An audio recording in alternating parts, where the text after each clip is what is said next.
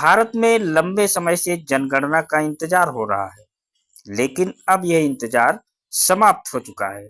बीते सोमवार को केंद्र सरकार ने देश में जनगणना को लेकर गजट नोटिफिकेशन जारी कर दिया है। इसके तहत जनगणना 2 चरणों में कराई जाएगी। पहले फेज की जनगणना अक्टूबर 2026 तक पूरी होगी, वहीं दूसरा चरण 1 मार्च 2027 को पूरा होगा। इसके बाद जनगणना के आंकड़े जारी कर दिए जाएंगे। इस बार की जनगणना में जातिगत जनगणना के भी आंकड़े जारी किए जाएंगे, जिससे यह पता चलेगा कि देश में किस समुदाय के कितने लोग रहते थे। तो ऐसे में चलिए जानते हैं कि भारत में मौजूदा समय में कितने हिंदू और कितने मुसलमान हैं और पहली बार इस हिसाब से जनगणना कब की गई थी। तो बता दें कि भारत जैसे धर्मनिरपेक्ष देश में हिंदू और मुस्लिम समुदाय की जनगणना अलग से नहीं की जाती। हर साल 10 साल में होने वाली जनगणना के बाद ही आंकड़े जारी किए जाते हैं, जिसमें भारत में रह रहे अलग अलग धर्म के लोगों से संबंधित आंकड़े भी जारी किए जाते हैं। देश में आखिरी बार 2011 में जनगणना हुई थी।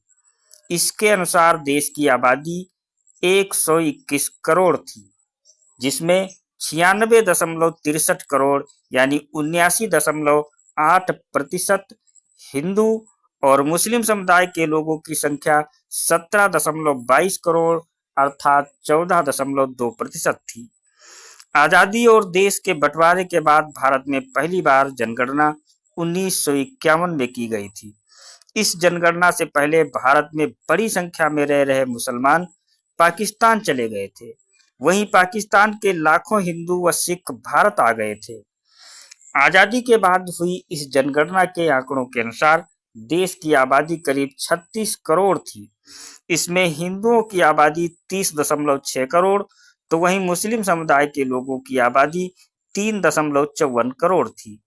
इसके बाद हर 10 साल में हुई जनगणना में हिंदू और मुसलमानों की आबादी में इजाफा होता गया।